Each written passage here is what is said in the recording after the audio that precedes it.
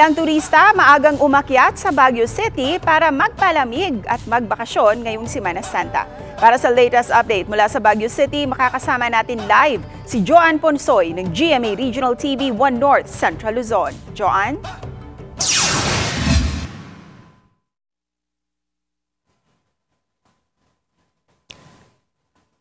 Cecil, bukod nga sa klima ay ine-enjoy din ng mga bakasyonista ang pamamasyal at iba't ibang recreational activities dito sa Baguio City ngayong mainit ang panahon.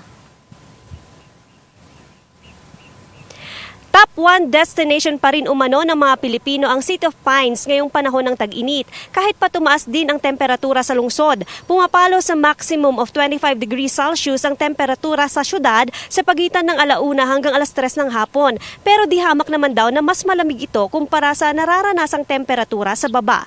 Isa pa rin ang Burnham Park sa madalas na puntahan ng mga bisita.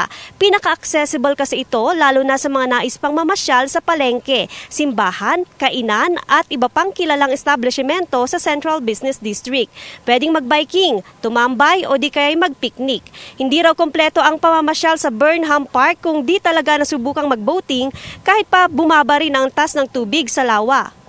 Ayon naman sa pamunuan ng Burnham Park, manageable pa naman ang lalim ng lawa at wala umanong rason para ihinto ang boating operations. Ayon na rin sa Baguio City LGU at Tourism Office, fully booked na ang mga hotels at iba pang accommodation dito sa lungsod. Liban na lamang sa mga transient house pero by chance na lamang ito.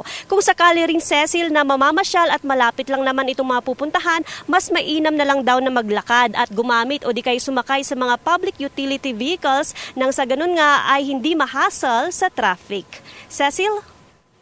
Maraming salamat, Joanne Ponsoy ng GMA Regional TV 1 North Central Luzon.